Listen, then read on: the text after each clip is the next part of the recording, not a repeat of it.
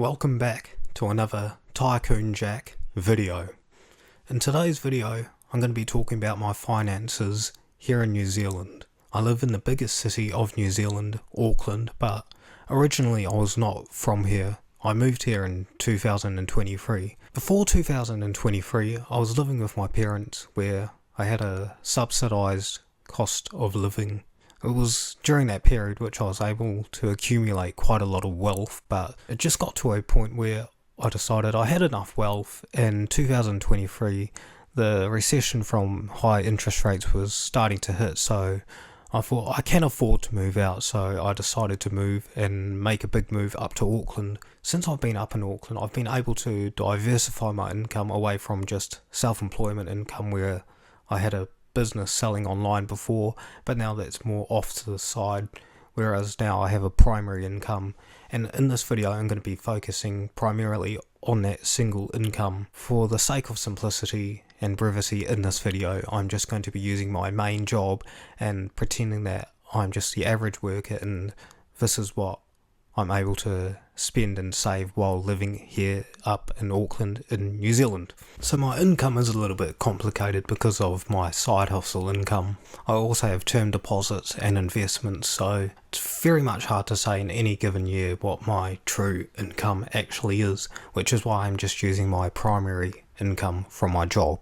If I was to estimate, I believe that this job is probably 75% of my income, or thereabout, roughly speaking, including investment growth and all of that. Before we begin, if you enjoy this video, please subscribe to Tycoon Jack to learn more about finance and investing. So at my job I do about 38 hours a week across 4 days, so 9.5 hour days, but in New Zealand 30 minutes is unpaid, so I'm compensated for 9 hours. For the average work week, my total compensation is about $1,000, but that includes my salary, my KiwiSaver and holiday pay. The hourly rate is about $25. Oh, and all of this is in New Zealand dollars, but I will convert this into USD after filming. So my weekly pay is about $905.04.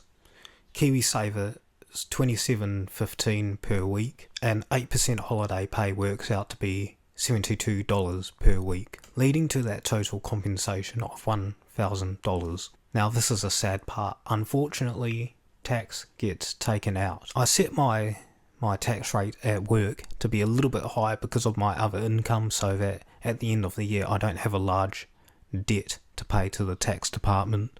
So my tax rate is 17.5%, and on my weekly pay that works out to be $163.13. So my take-home pay before my KiwiSaver contribution is taken out of my pay is $746, but of that $746, 3% gets taken out for my KiwiSaver for my employee contribution, because in New Zealand there's the employer contribution which is taxed, and then the employee contribution which is taken out of your post-tax wages. So I contribute about $3,100 a year to my KiwiSaver, but that's including my 3% employee contribution, my 3% employer contribution which is taxed, and then the government contribution of about $10 a week, but soon to be $5. KiwiSaver is just our tax advantaged retirement savings account, but it can also be used for saving up for your house deposit in New Zealand. And I just dollar cost average each week the $60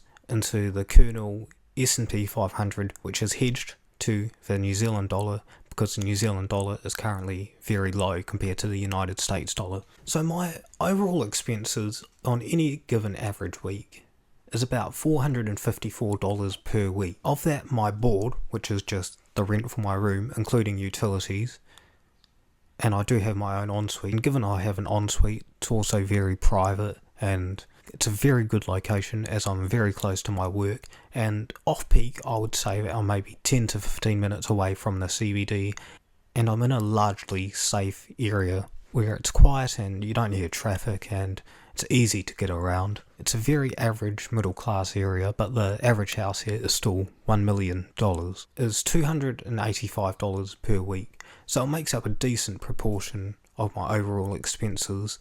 So everything else, food, transportation, my mobile plan, it's all in the remaining sum. My grocery bill in the last week was $118, but that's not just at one supermarket, and I also had a very big shop and just catching up on a few other things like buying body wash and what have you. So New Zealand has a supermarket duopoly, so we don't have all that much choice for where we buy our groceries from. So it always pays to shop around and see what specials you can get. At Woolworths I spent $50.23 for this last week. Pack and Save $64.03, and New World $3.98. But again, this is much higher than my average grocery shop. I would say that in the average week I'd spend about $80, $90, $100, and that's including fast food as well. So about under $15 per day I'd say is my average grocery spend, and I'm not even trying to save or be frugal, it's just me enjoying the food that I like, as you can tell. I also spent $9.50 at McDonald's in this last week, and that's the only fast food that I have purchased in this last week, as fast food is now terribly expensive and it's not even all that filling. So my mobile plan is about $3 per week, $160 per annum, which is how I paid it, and I'm amortizing the cost over a weekly period. $3 per week, and you get 18 gigabytes of data for the year, so it's split off into 1.25 gigabyte increments per month, which is absolutely abysmal in the global scheme of things. However, it does have unlimited calls and text, and that mobile plan is with Kogan. So I don't really use public transport much here in New Zealand or up here in Auckland. I'm able to drive my own car around just fine, because driving a car isn't really all that expensive in New Zealand, I believe. It's much more expensive, let's say, in Australia or the United Kingdom, where the insurance costs are just extraordinary. And New Zealand has quite a good used car market where we're able to get the used cars from Japan, and they're sold here for $3,000, $4,000 for a good car with 100,000 kilometers on it. Me personally, I drive a Subaru, which is a very good car. So for my weekly automotive spend, I spend about $39.12, but that includes $25 for fuel. Drive about 100 kilometers per week, so it's about 10 litres of petrol, thereabouts. And I tend to shop at either Goal, or there's a new petrol station out called Ugo, which has low prices for the time being, as only a new entrant. And they're all self-serve petrol stations. I don't go to service petrol stations such as Z or BP. So my other costs for the car are about $12.91 per week. My car registration in the last year was $135 for the year, so about $2.60 per week, which isn't too bad given that Australia is $900 for the year. My warrant of fitness, $76 per annum, but I go to AA, which allows me to get a discount, and AA are a very reliable service. Not as strict as VTNZ, but not as dodgy as some random mechanic offering a cheap warrant of fitness, which is the car safety check. And my insurance for third party fire and theft is about $8.80 per week, and that's with state insurance, which I have an insured value of $4,450 with an excess of about $500, which for a 24-year-old that's quite good. So my savings outside of my take-home pay and my expenses is about $253 per week, and I also invest $200 per week into the Kernel S&P 500 New Zealand Hedged Fund. So that leaves me a reserve of about $53, where sometimes I'll put that towards saving up for travel. So just a headline overview of my income and my expenses and savings.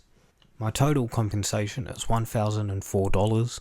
I pay about $163 in tax. My expenses are $454, and my savings is $385 per week, but that includes $200 to my Kernel, as I previously mentioned, my KiwiSaver contributions, and holiday pay. Now, some of my expenses, like the car expenses, where I live, that's all write-offs partially because of my side hustle income. It's also very much a tax tax-deductible expense, which I'm able to use to lower my taxes when I'm filing my tax return. Now, the reason why I include my holiday pay is also that I don't tend to use much of my own holidays. I'm just banking it and hoping that the day I quit, which is hopefully on good terms, I'm able to get it paid out and I'm able to just save it. So I don't tend to take too much holidays. I have plenty of hours banked up already, which is equal to thousands of dollars. Now, I don't have any subscriptions and I'm not missing any expenses. My life is really that simple and I don't really spend all that much at all. I'm not an alcoholic, I don't smoke, I've never smoked, I've never drank. But really, I believe that life can be as expensive or as cheap as you want it to be. It just depends on your own choices and what you prefer. A lot of people do complain about the cost of living in New Zealand, but given my own circumstances and how I'm able to save about 38% of my own income, I really can't complain and say that it's all that bad. But I do aspire to one day move to Australia, as I think once I'm there I'm just going to blow up and I have money pouring out of my ears. If you enjoyed watching this video, please subscribe to Tycoon Jack